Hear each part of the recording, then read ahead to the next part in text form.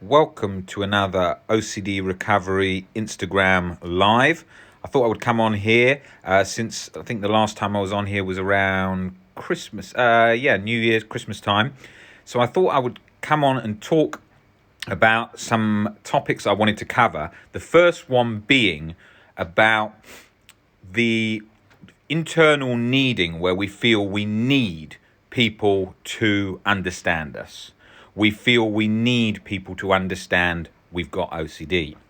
Now that can become very compulsive and can also lead to anger, because what happens is we are in a position whereby we're saying to ourselves in our head that they must believe us, they must understand us, they must understand our struggle with OCD. But we don't need them to understand it. It's a preference, but the irrational belief makes it feel so strong.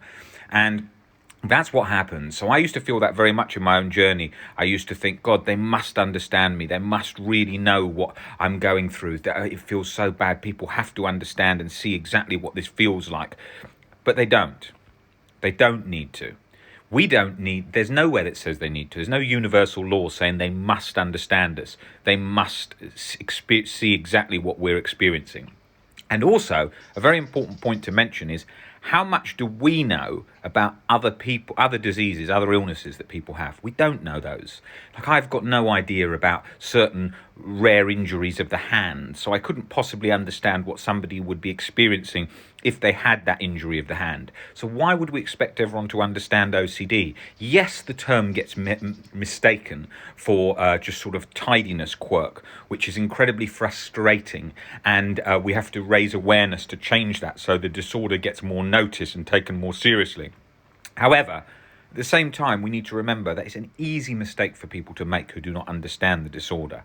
And when we are really angry, they must understand it. They must know what I'm going through and all that's going on. That's us completely in the cycle, telling ourselves with the strong irrational belief, they must understand, they must know everything that I'm going through. And that is what is fueling that cycle.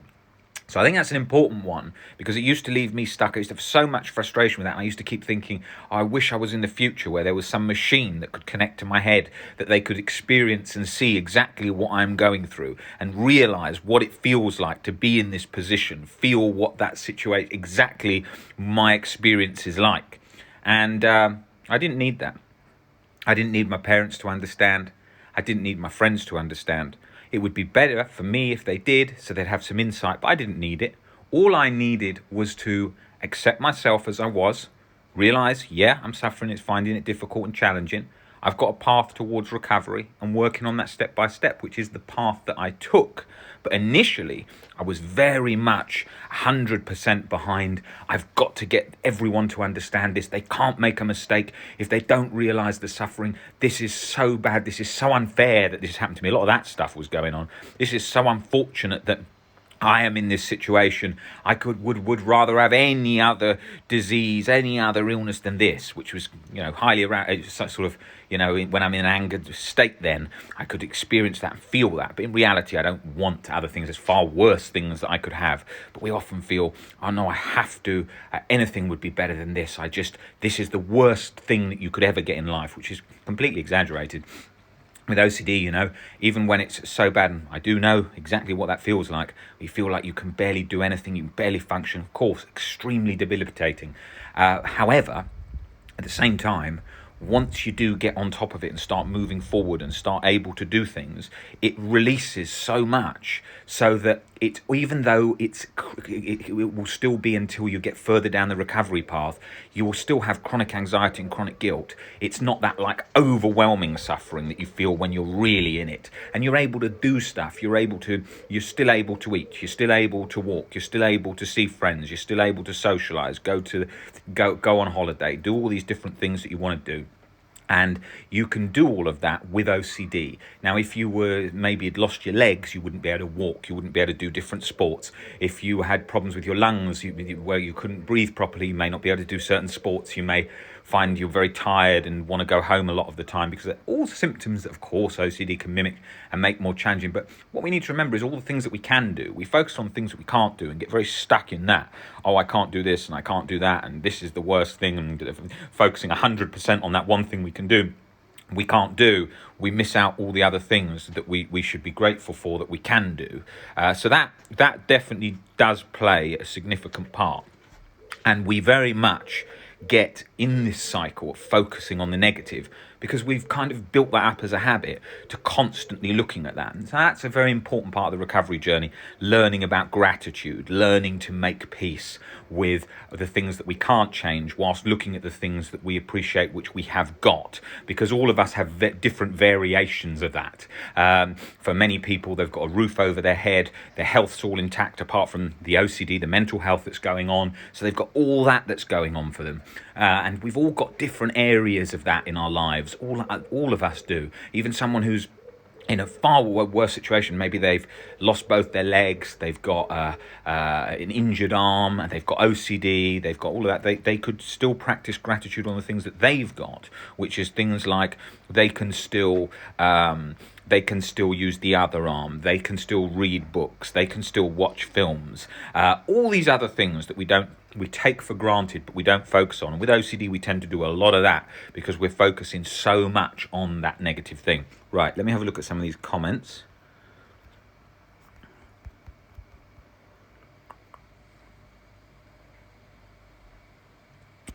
I want to ask how to get rid of checking things, OCD.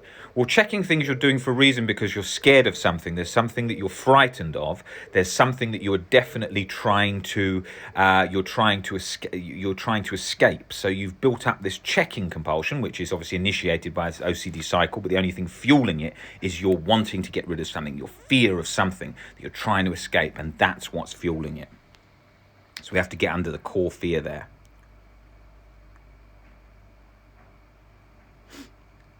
Please can this video be saved? Yes, they all go on the YouTube channel. This video will be going on the YouTube channel, and it will be titled something along the lines of "We do not need everyone to understand that we've got OCD," something along those lines. We'll be putting that up later today.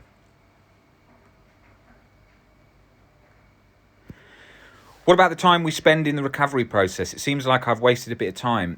Well, we haven't really got a choice. It's a bit like if you had cancer and saying, well, I'm wasting a lot of time doing chemo and radio. Well, it's the only option. So we're going to have to do it. You know, life's not fair. We've got OCD. We're lucky to be in a position that we've got a process that we can work through to get better.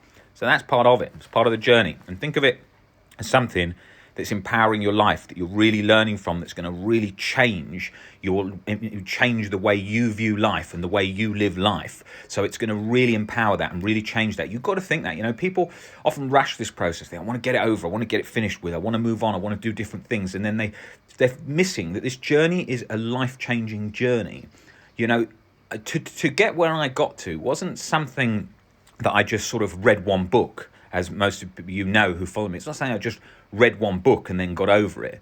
This was a serious amount of work. This was reading, rereading, understanding learning about OCD, disputing irrational beliefs, tons of exposures, lots of shame attacks, looking at life philosophies, drawing on things from Stoicism, Marcus Aurelius, Epictetus, Seneca the Younger, all of these things to piece together the teachings of Albert Ellis, the founder of CBT, to lay all that framework so that OCD couldn't get a grip like it used to.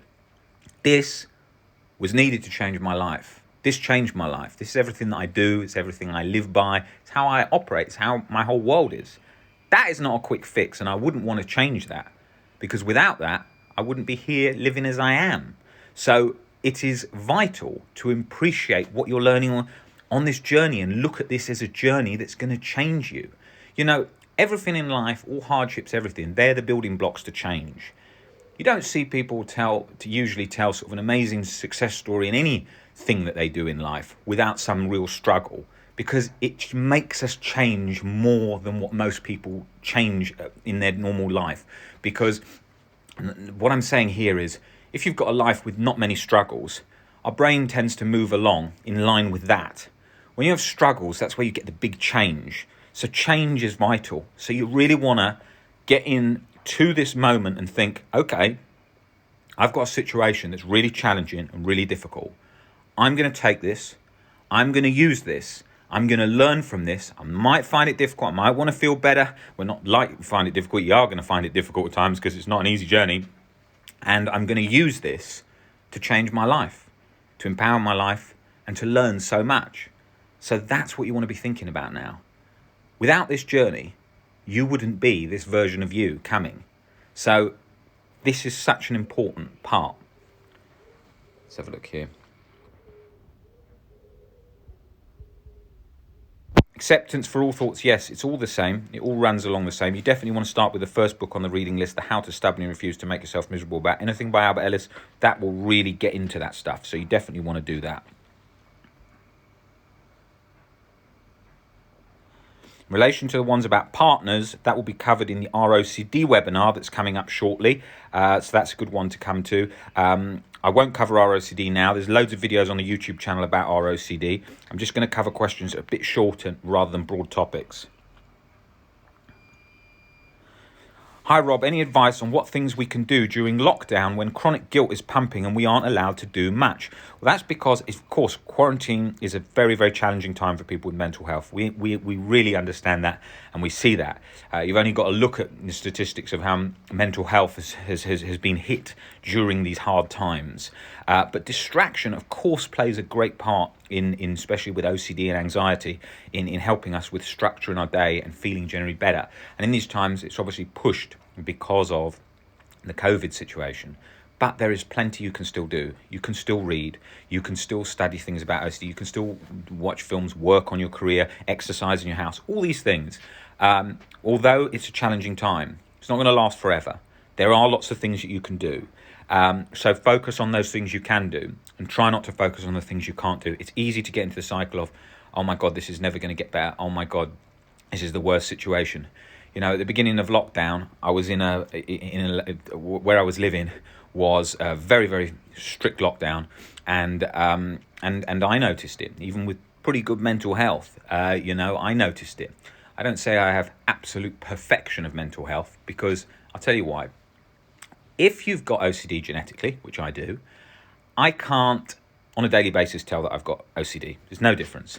I very rarely worry about anything that most humans who haven't got OCD worry about. I'm very calm most of the time. Not many things bother me because of all the work I've done. But that doesn't mean when I'm in quarantine, it's not frustrating, okay? And it does try a little bit to get in there and trigger me. Oh God, you're going to be stuck in the house for so long. It's going to be frustrating, and it's, I could notice it a little bit, try and get in there in the first few weeks of the quarantine. Soon settled down, but I noticed it trying to niggle. Now, when you have a brain, human brain, you want things like exercise, eating healthy, seeing friends to function. All humans, if you take a cross-section, somebody who's no OCD, very calm, might get angry in situations, might get frustrated. Mental health is a balancing game. It's like going to the gym. So nobody is going to find it perfectly easy.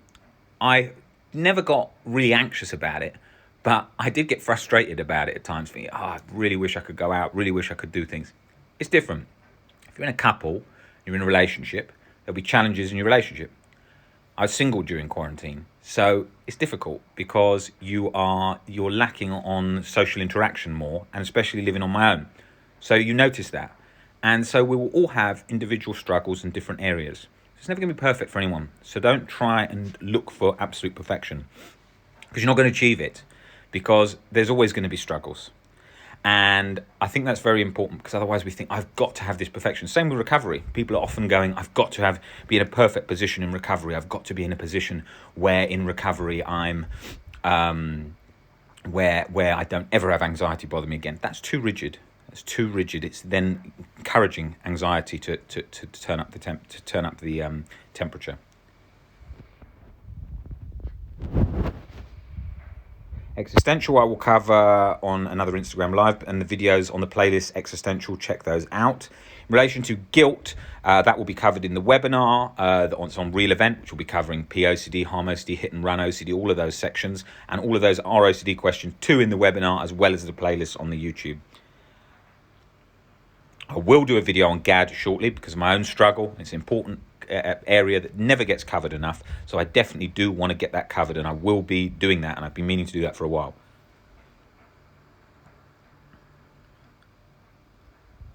I'm not going to be able to answer all the questions today because there's quite a lot of questions, probably because it's the new year, and also I haven't been on for a little while over New Year. taking a bit of a break. I know it's rare for some of you to see with me. I do tend to be on here. We're working quite a lot.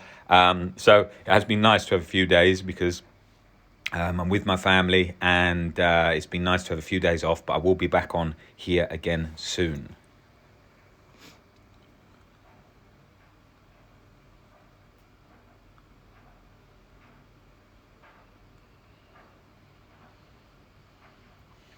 The webinars will be on, they're always done on Skype. We don't record them for privacy for the people in the group.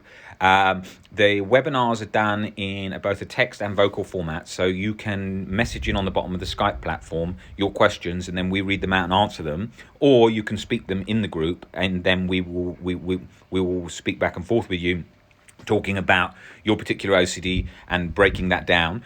So you can do it either way. So if you're shy and you don't want to ask a question, because obviously it can be a bit daunting with OCD, you can do it in the text format, or you can speak about it in there too. Do a lot of people with OCD have GAD? Does it go hand in hand? A lot of people do have GAD. GAD is often sort of, look, I'm going to do a long video all about what GAD is, okay? Because it is something that is really, it's something that's really not known about. So people when it comes to GAD, it's always been, see, the thing is with the brain, unless somebody has the disorder, it's very tricky. It's very easy for them to miss certain small things to do with the disorder when they don't have it. It's very easy to do that. So hence about this account, we go into a huge amount of detail about OCD, of all the things that are never covered, because that's what I wanted to do to change the way OCD is dealt with in the world. In relation to GAD, GAD is normally talked about as generalized anxiety disorder, being scared of work commitments coming up, scared of relationship problems, scared of health things, all over the place. So lots of just generally anxious sensations. However, that is not exactly the whole picture, for sure.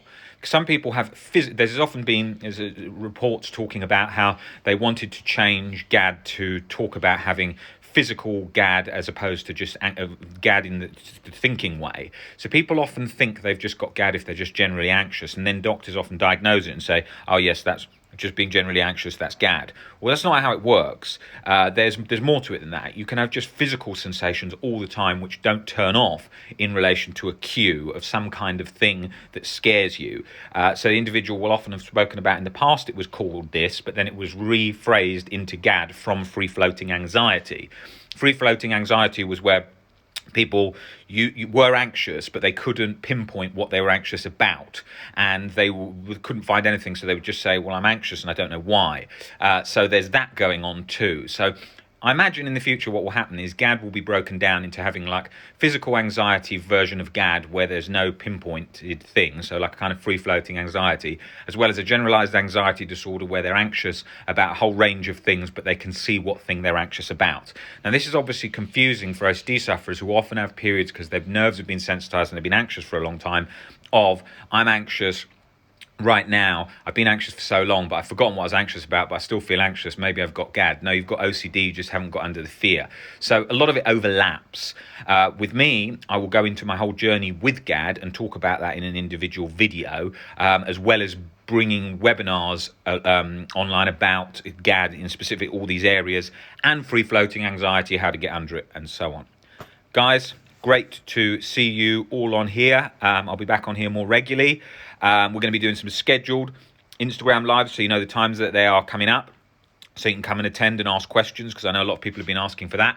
And yeah, I look forward to seeing all of you guys on there shortly. All right, guys, take it easy. See you later.